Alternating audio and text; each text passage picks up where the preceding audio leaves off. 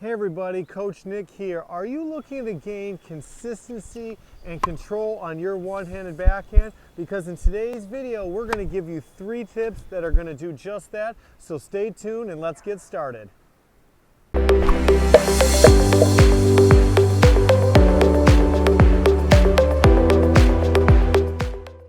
So the first tip I can give you to improve your one-handed backhand is making sure you stay sideways through contact of the ball.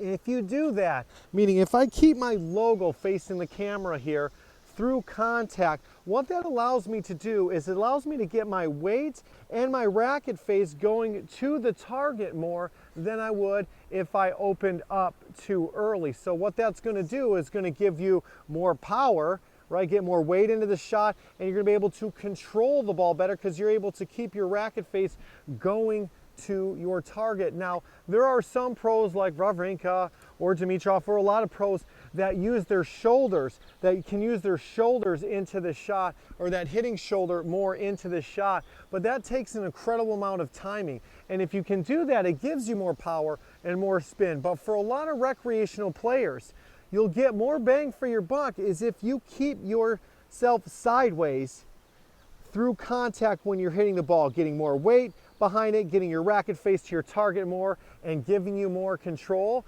So tip number 1, stay sideways through contact on your one-handed backhand. Let's check out tip number 2. So tip number 2 comes from Ryan Reedy at 2 Minute Tennis, and here on tip number 2 deals with keeping the V on the follow through. And what I mean by that is when we hit our one-handed backhand, when we finish at the top here, we have the letter, half of the letter V here, and we want our racket face, our racket to stay on the left side of our hitting hand. Now I'm right-handed, so I want my one-handed backhand, my racket, to stay to the left of my hitting arm. And the reason why we do that is when we finish and we keep that V, when you bring this down, if I go backwards here and rewind, if I go back to contact point, that is actually the same angle when I hit and when I finish and raise that racket up. And what that does is it stops players, and it stops us recreational players from getting risky, maybe trying to roll our hand to get that topspin or roll our hand to get to vertical. One of the big issues we see with one-handed backhands, or at least I see, is a wristy one-handed backhand. If you can think about here and finishing with that V, you're going to be able to keep that racket head at vertical, allowing you to hit more topspin and keeping more balls in play versus, having an open racket face and popping up, or wristy and missing into the net or something to that effect. So in tip number 2, you want to keep the V on the follow through. Let's stay tuned and see our final tip, tip number 3. So here it is, our final step to improving your one-handed backhand, and it comes with the non-dominant hand. The non-dominant hand plays a crucial role in the one-handed backhand. I'll put a link up here. You can check out my other video on the role of the non-dominant hand. But what it does, it acts as a counterweight. So when you're swinging through on that one-handed backhand, we really need this non-dominant hand to come behind you, like you're tossing something away behind you towards that back fence, and you should feel that pinch in your shoulder blades here.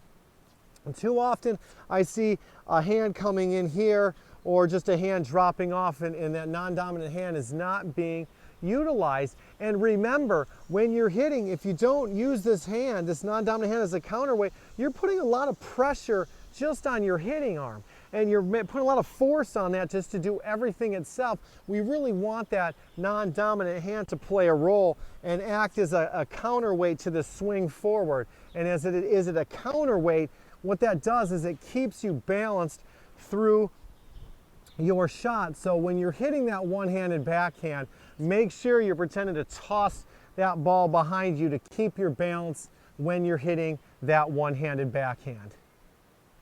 So there you have it, my 3 tips to help you improve the consistency, control, and power on your one-handed backhand. Remember, keep sideways to the ball on contact. Number 2, keep that V on the follow through. And number 3, make sure that non-dominant hand gets behind you. And I guarantee if you incorporate those 3 tips, you're going to hit better one-handed backhands. So if you like this video, please hit subscribe and the notification button so you get updates whenever we upload new videos every Tuesday and Friday during the summer. Please share this with your friends. This is Nick from Match Point Tennis, and we'll see you next time.